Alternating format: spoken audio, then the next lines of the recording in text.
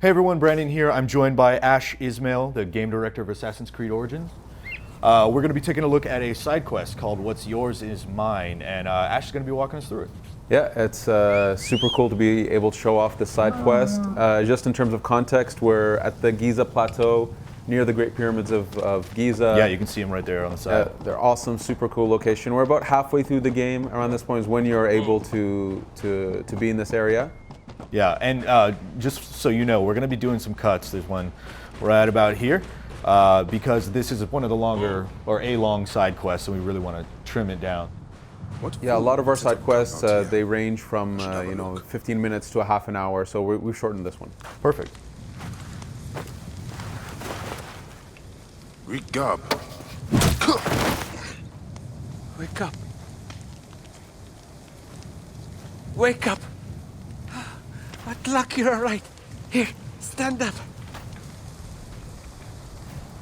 Damn, I thought you were lying on it. Lying on what? What happened? My notes. I'm a geographer. Cortesius, nice to meet you. Looks like we were attacked. They emptied my pockets. Took my notes too.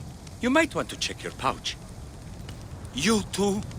I should have known better than to travel the desert on my own. I'm going to find those thieves. They ought to pray to all their gods that my notes are undamaged. We're lucky enough to be alive. What do you remember? Remember, I was clubbed in the head. I only recall the sound of a horse galloping away. There might be tracks. Stay here. So we're not going to really talk over the dialogue so you guys can hear it unfold, but right now it looks like we're on the trail of a thief. Yeah, exactly. So we've met a Greek cartographer. His stuff has been stolen. Some of Bayek's stuff has been stolen. Here what we're seeing is some bandits who happen to be near the tracks that we're following. But these guys are actually just living their life. These guys have a camp nearby. During the day, they come and ambush people coming by here. We're gonna bypass them and go continue on with the quest. But effectively, the world is really living, and we wanted to assume that even during the quests, that you can engage with it or not. Right now, we're looking. We've reached the end of the tracks, and we found this little complex area, and Senu is helping us find our objective. So we know we're looking for something in that general direction. So here we've entered an investigation zone. Here we've used an animus pulse to try to find clues, and in this sort case, of pings items of interest. Exactly. Yeah. It is dangerous. I'm just finding things for Anta. What are you doing here? I'm a Magi, looking for some thieves who came this way. Did you see anyone? No. No one. Are you here alone? No, I mean, yes, alone. That is a dirty little boy. Egypt was a difficult place. It was a tough place. Yeah. So yes, the animus pulse, it's used for comfort. It's to also highlight clues that are behind walls. You can see it through walls. It's to give a bit more comfort to this kind of gameplay. So here you exited the investigation area. Yep. But generally in old Assassin's Creeds, when you left an area of interest, sometimes that would prompt you to return or go back. Is that not the case this time? No, we've because we're going with the quest structure, because we have a world that's really alive and big, we wanted to make sure that all the frictions of you've left a zone or you've been detected, these are not conditions that fail quests or missions. So if you're in the middle of this investigation and you happen to see a target from a nearby quest come by, yeah, and you decide, okay, I want to finish that quest now because my target is there, you can do that. And you can come back right to this step of this quest without ever missing a beat. So the game doesn't reset itself. That's such a nice improvement. It is odd for a child to be playing here, no? Oh, what do you mean? I'm looking for some stolen items. Looks like you could help me. I don't know what you're talking about. My child, you are not at fault. I am here to help. We hid it in Menkaure's pyramid. I'm sorry, we had to do it for Anta. I am sure Anta is a good friend, but Giza is no place for such foolishness. So it looks like we're looking for someone named Anta. Yeah, we're still looking for the stuff that was stolen, and we kind of been given a hint that we need to go to the smallest of the Great Pyramids.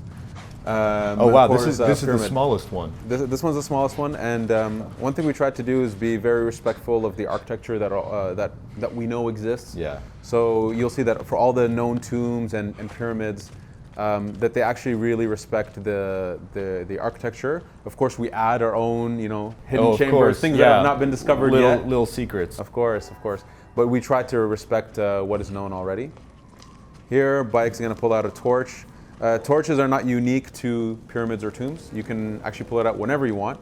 You can even pull it out, drop it on the ground, use it to light your arrow on fire. Really? Yeah. It's very systemic. You can do whatever you want. You can throw it to create distractions with the guards. So it's not just to get through dark places. It's kind of like a utility tool as well. We see it as a tool and a weapon. You can fight with it even. There's a lot you can do with a torch. That's awesome. So here we're inside the tomb. We're still looking for somebody or our stuff. But tombs are also places where there's, Bake says it here. He's asking for forgiveness for taking this kind of stuff. Yeah, I mean this is a holy place. Exactly, but he needs it for his journey. Here we found a rare weapon, and we're just about to equip that. So this is a scepter, a rare scepter. We have a lot of rarities with equipment and so on.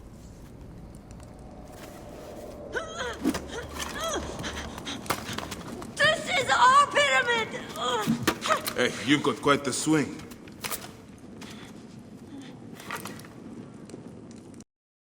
Just how many of you are there? Only my brother, sister, and I. Don't harm them. I'm the one responsible. I want the note you stole from the Greek geographer you knocked out. We've given everything to the bandits from the hills west of the Hemon tombs. They have Anta too, and won't give her back unless we steal for them. Who is Anta? Our protector. We were going back to Memphis when they took her. If we don't do as they say, they will kill her. Bandits who profit from children. Nekatiadets. Get your siblings and stay out of sight. You have my word. I will return Anta to you. Here we're going to exit the tomb and continue on this journey, but this is what people can expect from these types of side quests. This is an optional side quest. This level of quality in terms of storytelling, character building, using epic locations in the world to tell these stories. If you come back to this tomb, you will find that set up there. You didn't have to be in the quest to have all that stuff be there for you. Oh wow, okay. And I noticed there was a location objective as well. Each area of interest has their own objectives to complete? Exactly. Outside of quests, there are other objectives to achieve. Here we're going to a camp, to a cave, bandit camp area. We can see a sandstorm coming. Now this sandstorm wasn't scripted to be there or anything. It's really the world is alive. Really? Yes, because we're in the deserts, sandstorms are quite active. They do have an effect on detection. So guards who are exactly, you can be a lot stealthier inside. But here we're going into interior, so the sandstorm will just pass over us. Oh, okay. You see a guy hanging from the tree there. That's not great. Yeah, these are bandits. So here again, we're using Senu to scout and help us find some enemies. But as we venture into the cave, we won't be able to take advantage of Senu. So Bayek will have to do his own scouting inside the cave. I see. So you're marking them now so you can see them inside. Exactly. Here you can see by aiming at an enemy, we telegraph the amount of damage you'll do. Oh wow, so by moving the cursor to the head, you're doing headshot, so more damage. And you can see that ahead of time, so you can actually know if you're going to stay in stealth or not. Hey, stop it! Yeah, we've got some of the legacy stuff, like the haystack is a very convenient place to dive into. Oof, that guy. Nice headshot there. So localized damage is something that's important in the combat system. Headshots, attacking enemies on their back or when they're on the ground. All of this stuff has multipliers of damage. I see. Okay. And it's important for staggering enemies too, right? Like an enemy with a shield, you need to be able to stagger him in order to make him vulnerable. Exactly. Enemies have different size shields that have different properties, so you do have to deal with them. Here we're being a little bit more sneaky, using archery and using assassinations to take out some enemies. Here you can see a little bit of slow motion? Yeah, you can see some slow-mo. It's an ability that you can gain, which is when you get a headshot with the bow and you keep your bow out, you have slow motion to help you get another headshot. And you can chain that actually. Awesome. Yeah. Here we'll see a bit of that again here, except we'll, instead of shooting the guy in the head, there was a handy jar of oil next to a fire that burned him down. How convenient. For all these types of setups and locations, you see that we really try to reinforce all the different play styles. Here we use verticality Right. for either archery reasons or for stealth reasons. Stealth, yeah, but you Nothing can just stops. you can just run in here swords ablazing if you want to, right? Exactly. Okay. Exactly. Every location is set up to support ranged combat, melee, or stealth. Anta? And here we found Anta. Anta? Oh hey, it's Anta. Of course. Not who I was expecting. You're Anta, their protector. So here we always play with side quests from a narrative perspective to create surprise, have a bit Yeah. of fun. The tone of the game can be serious sometimes, but we also like to have fun with it. Here, just something quickly to say is that we do have puzzles. Sometimes you can come into these locations and find puzzles. Oh, yeah. We're going to skip ahead of this puzzle because we don't want to ruin the gameplay surprise of it. Fair enough. But here you can kind of see that there's a bit of physics involved. We've now gone past the puzzle into the hidden area. Look at all that treasure. Yeah, look at all that loot. Cool statue of a crocodile. Yeah, this is the god Sobek, one of the gods that these bandits worship.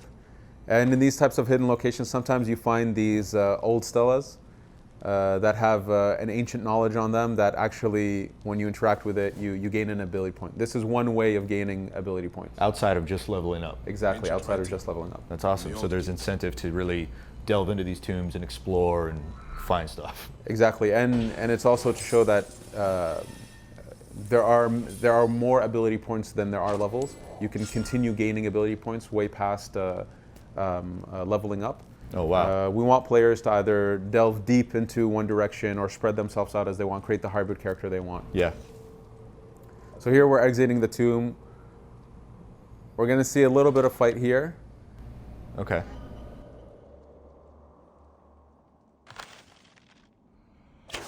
And a bit of chaos, a bit of chaos with fire. Oh, I like, so that hay actually catches on fire.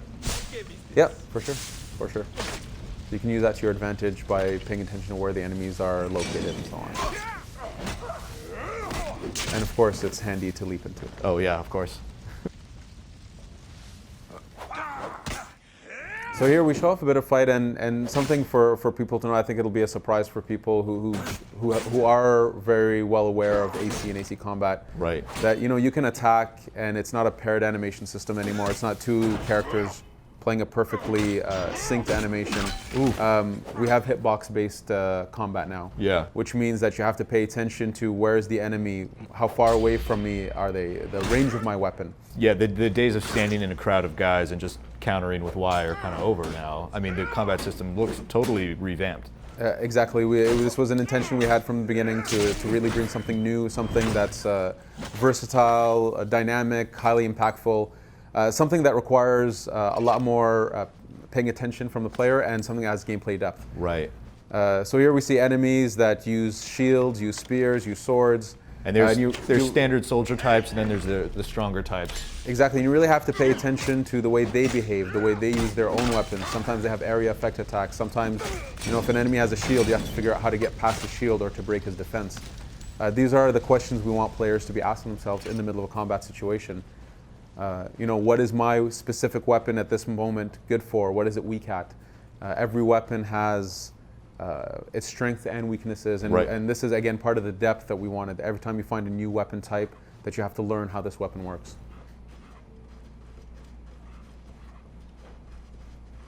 So now that we've kind of done with the fight, we're going to move on and continue helping Anta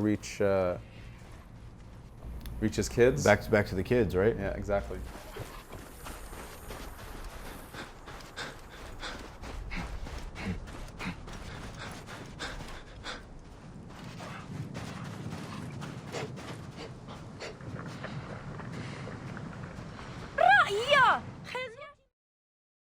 I told you to stay out of sight.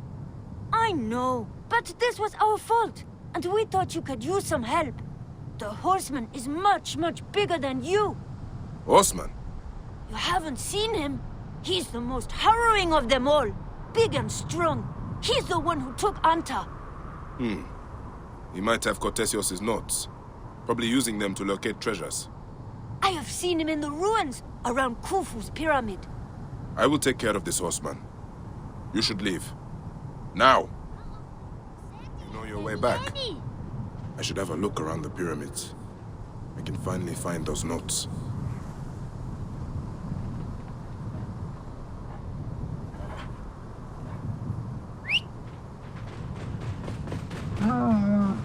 So here, this is an element, it's part of the new AI system we have.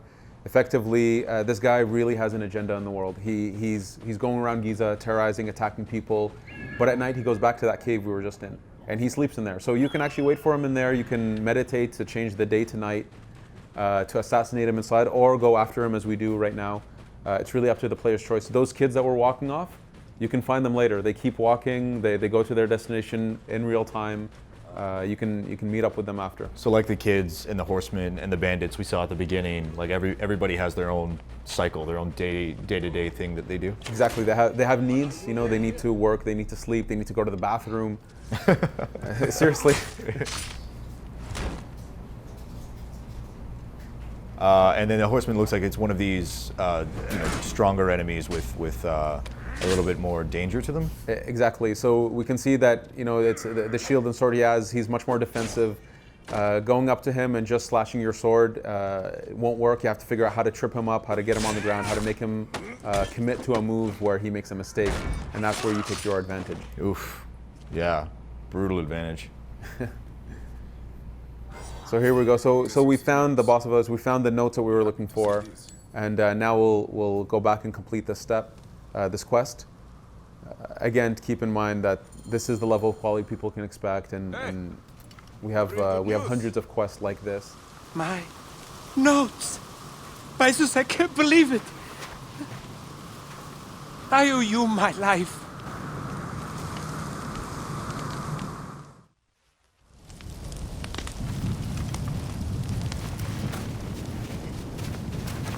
Is it over? Are the bandits gone? And they won't bother you anymore. So you can stop bludgeoning people over the head now. Are these the thieves? Easy, friend. There was a misunderstanding. Their hands were forced. Now these kids need a safe passage back to Memphis, right? Yes, to the house of Neth, with all the other children. I have not yet mapped out Memphis. It was supposed to be my next stop. Do you know the way? No, but they know their way around. What luck! Come along, then. Memphis? Ah, yeah. Of course! Thank you.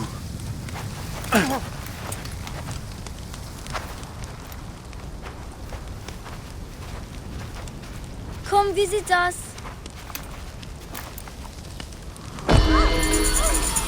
I would add that this is a work in progress quest. We're in the last stage of really pushing this game, but this is the kind of quality people can start expecting out of side quests, optional content. We have hundreds of these types of quests where we tell serious stories, funny stories, using the world to its advantage. That's awesome, man. Thank you so much for sharing this with us and walking us through it. That was the What's Yours Is Mine side quest from Assassin's Creed Origins. You can find a lot more coming up all month long with our IGN First, and for more Assassin's Creed, keep it right here on IGN.